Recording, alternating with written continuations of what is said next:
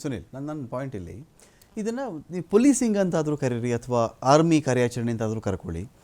ಒಂದು ದೇಶ ಇದನ್ನು ಬಯಸುತ್ತೆ, ಒಂದೊಂದು ಪ್ರತೀಕಾರವನ್ನು ಬಯಸುತ್ತೆ. ಅಗ್ರಿ, ಏನೂ ಮಾಡಲಿಲ್ವ ಹಾಗಾದರೆ ನಾವು ಮಾಡಿದ್ದೀವಿ, ಡ್ಯಾಮೇಜ್ ಮಾಡಿದ್ದೀವಿ, ನಮ್ಮ ಮಿಸೈಲ್ಗಳು ಕೆಲಸ ಮಾಡಿವೆ, ಡ್ರೋನ್ ಕೆಲಸ ಮಾಡಿವೆ, ಎಲ್ಲ ಒಪ್ಕೋತೀನಿ ನಾನು. ಆದರೆ ನಮಗೆ ಯಾವಾಗಲೂ ಬೇಕಾಗೋದು ಒಂದು 40 ಜನ ಸೈನಿಕರನ್ನ ಸಾಯಿಸಿದಂಥ ಮನುಷ್ಯರೆಲ್ಲಿ ಹೋದರು. 13,800 ಪೇಜ್ಗಳ ಚಾರ್ಜ್ ಶೀಟ್ ಇದೆ, ಅದು NIA ಬರೆದಿರ್ತಕ್ಕಂಥದ್ದು. ಇದನ್ನು NIA ಮಾಡ್ತಾ ಇದೆ. ನಾನು ಹೇಳೋದು ನಮ್ಮಲ್ಲೇ ಯಾವುದೋ ಬೆಂಗಳೂರಲ್ಲೋ ಹೊರಭಾಗದಲ್ಲೋ ಒಬ್ಬ ಕೊಲೆ ಮಾಡಿಬಿಟ್ಟು ಹೋದ ಅಂತ ಹೇಳಿದ್ರೆ ಹಿಡಿತಾರೆ. 1 ತಿಂಗಳಾಗಬಹುದು, 15 ದಿನ ಆಗಬಹುದು, ಹಿಡಿತಾರೆ. ಈ ಟೆರರಿಸ್ಟ್ಗಳ ವಿಚಾರದಲ್ಲಿ ಪುಲ್ವಾಮಾ ಆ್ಯಂಡ್ ಪಹಲ್ಗಾಮ್ ಯಾಕೆ ನಮಗೆ ಇವ್ರು ಸಿಕ್ಕಲಿಲ್ಲ? ಇದರಲ್ಲಿ ಮಿಲಿಟರಿ ಹೇಗೆ ವರ್ಕ್ ಮಾಡುತ್ತೆ, NIA ಹೇಗೆ ವರ್ಕ್ ಮಾಡುತ್ತೆ, ಅಥವಾ ಸ್ಥಳೀಯ ಪೊಲೀಸ್ ಇಲಾಖೆ ಹೇಗೆ ವರ್ಕ್ ಮಾಡುತ್ತೆ, ಇಷ್ಟೂ ಜನ ವರ್ಕ್ ಮಾಡಿದ್ರು. ಚಾರ್ಜ್ ಶೀಟ್ ಬರ್ಕೊಂಡು ಕೂತಿದ್ದೀವಿ ನಾವು, ಅಗ್ರಿ. ಹಾಗಂತ ಆ ಕೆಲಸ ನಾನು ಕಳಪೆ ಅಂತ ನಾನು ಕರಿತಿಲ್ಲ, ಬಟ್ ಸಿಗಬೇಕಿತ್ತಲ್ವಾ ಅಂಥೇಳಿ ಈ ದೇಶದ ನಾಗರಿಕನಾಗಿ ನನಗೊಂದು ಆ ಜಿದ್ದು ಇದೆ, ಆ ಸಾತ್ವಿಕ ಸಿಟ್ಟು ರೋಷದ ಇಟ್ಕೊಂಡೇ ಕೇಳ್ತಾ ಇದ್ದೀನಿ ಕ್ವಶನ್. ಫಸ್ಟ್ಲಿ 1 ತಿಂಗಳಾಯಿತು ಅವರ ಫ್ಯಾಮಿಲೀಸ್ ಯಾರ್ಯಾರು ನಮ್ಮ ಪಹಲ್ಗಾಮ್ ಅಟ್ಯಾಕಲ್ಲಿ ಯಾರ್ಯಾರು ಮರಣ ಹೊಂದಿದ್ರು ಅವ್ರ ಫ್ಯಾಮಿಲೀಸ್ಗೆ ಕಾಂಡೋಲೆನ್ಸಸ್ ನನ್ನ ಕಡೆಯಿಂದ, and on behalf of Indian armed forces also I must say that.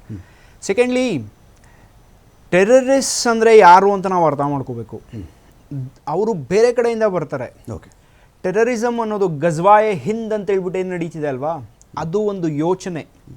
ಅದು ನಾವು ಈಗ ಲೋಕಲ್ ಏನೋ ನಡೀತಾ, ಅಫ್ಕೋರ್ಸ್ ನನಗನ್ಸುತ್ತೆ ನನಗೆ ಯಾರು ಹೊಡೆದ ನಾನು ಅವ್ನಿಗೆ ಹೊಡಿಬೇಕು ಅಂತ.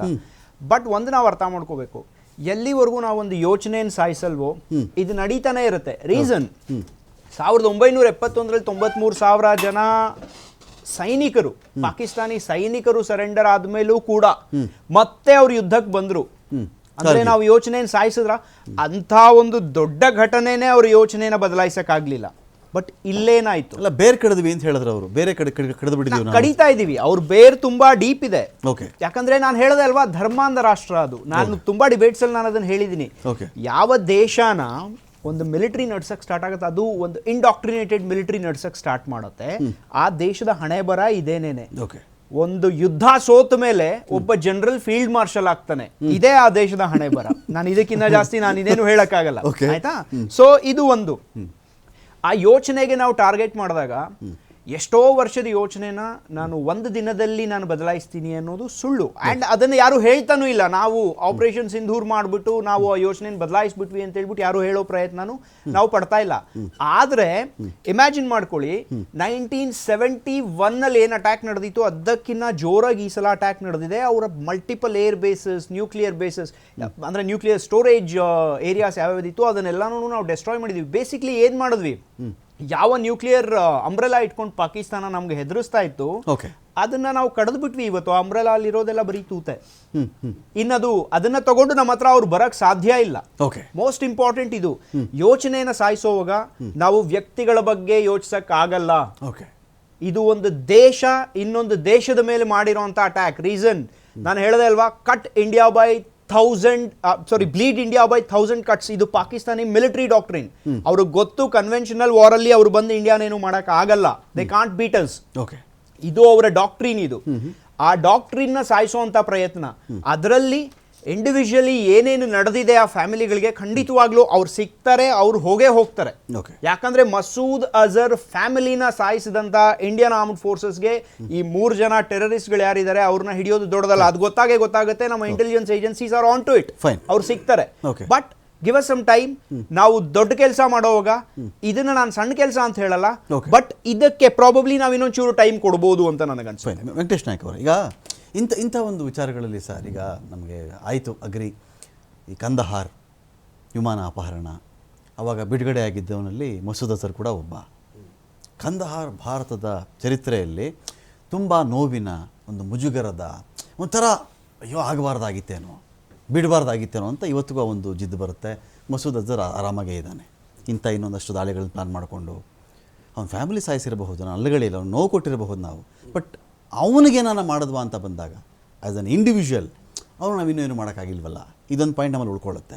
ಅವನೇ ಪುಲ್ವಾಮಾದಲ್ಲೂ ಪ್ಲಾನ್ ಮಾಡಿದ್ದ, ತಾಜಲ್ದು ಅವನೊಂದು ಹ್ಯಾಂಡ್ ಇತ್ತು, ಇನ್ನೂ ಒಂದಿಬ್ಬರಿದ್ರು, ಡೇವಿಡ್ ಕೋಲ್ಮನ್ ಹೆಡ್ಲಿ ಇದ್ದ, ಇನ್ನೊಬ್ಬ ಯಾವನೋ ಇದ್ದ, ತಾವು ರಾಣ ಇದ್ದ. ಇದೆಲ್ಲ ನಾವು ಮಾತಾಡ್ತೀವಲ್ವಾ. ಯಾಕೆ ಸರ್ ಇಷ್ಟೊಂದು ಟಫಾ ಇದು? ನನಗೆ ಆ ತಲೆ ಬೇಕು. ಈ 3 ಜನ ನಾನು ರೇಖಾಚಿತ್ರ ತೋರಿಸ್ತಾ ಇದ್ದೀನಲ್ಲ, ಇವ್ರ ತಲೆ ಬೇಕಪ್ಪ ನನಗೆ.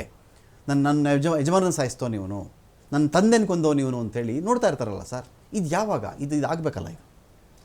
ಡೆಫಿನೆಟ್ಲಿ ಇದು ಏನಂತಂದ್ರೆ IC-814 ಟೇಕ್ ಆಫ್ ಮಾಡ್ಬೇಕಂದ್ರೆ ಮಸೂದ್ ಅಜರ್ ಮತ್ತು ಸಮ್ ಅದರ್ ಟೆರರಿಸ್ಟ್. ಓಕೆ. ಅಂದರೆ ಅದರಲ್ಲಿ ಇನ್ನೊಬ್ಬರು ಏನಂತಂದ್ರೆ ತಾಜ್ ಹೋಟೆಲ್ದಲ್ಲಿ ಅಟ್ಯಾಕ್ ಆದಾಗನು ಒಬ್ಬ ಉಗ್ರವಾದಿ ಏನಿದ್ನಲ್ಲ ಅವನು ಕೂಡ ಇದ್ದ ಅಲ್ಲಿ ಅದ್ರಲ್ಲಿ. ಓಕೆ. ಅದು ರಿಲೀಸ್ ಆದದ್ದು it is a sad commentary of our this thing. ಯಾಕಂದ್ರೆ ಆ ಟೈಮ್ದಾಗ ಪ್ರೈಮ್ ಮಿನಿಸ್ಟರ್ ಮೇಲೆ ಇಷ್ಟು ಪ್ರೆಷರ್ ಬಂತು. ಇಸ್ರೇಲ್ದವರು ಈ ತರ ಘಟನೆ ಆಗಿದ್ರೆ ಅವರು compromise any how past is past. ನಾವು ಏನಪ್ಪ ಅಂದ್ರೆ ಅದನ್ನ ಇದು ಮಾಡಿದ ಕೂಡಲೇ ಇಲ್ಲಿಂದ ರಿಲೀಸ್ ಆದ ನಂತರ ಹಿ ಬಿಲ್ಡ್ಸ್ ಅಪ್ ಜೈಷೆ ಮೊಹಮ್ಮದ್ ಒಂದು ಆರ್ಗನೈಸೇಷನ್, ಒಂದು ಟೆರರ್ ಆರ್ಗನೈಸೇಷನ್.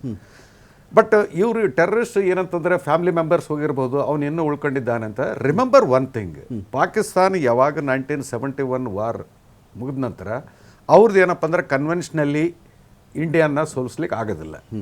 ಸೊ ಇಂಡಿಯಾನ ಕಾನ್ಸ್ಟೆಂಟ್ ಆಗಿ ಏನಪ್ಪ ಅಂದರೆ ಎಕನಾಮಿದಿಂದ ಬ್ಲೀಡ್ ಮಾಡಬೇಕು, ಟೆನ್ಷನ್ ಕೊಡ್ಬೇಕಂದ್ರೆ ಅವರಿಗೆ ಇಂಥ ಟೆರರ್ ಕ್ಯಾಂಪ್ಸ್ನ ಪ್ರೋತ್ಸಾಹ ಕೊಟ್ಟು, ಟ್ರೈನಿಂಗ್ ಕೊಟ್ಟು, ಫಂಡ್ ಮಾಡಿ, ಸುಳ್ಳು ಹೇಳಿ, ಇದೇನಂತಂದ್ರೆ ಇದೇ ಒಂದು ಅವ್ರದ್ದು ಏನಪ್ಪ ಅಂತಂದ್ರೆ ಎಕ್ಸ್ಟೆಂಡೆಡ್ ಫಾರಿನ್ ಪಾಲಿಸಿನ ಅದ ಅಂಡ್ ಸ್ಟೇಟೆಡ್ ಪಾಲಿಸಿನ ಅದ, ಗೌರ್ಮೆಂಟ್ ಪಾಲಿಸಿನ ಇದಾದ. There is no denying fact.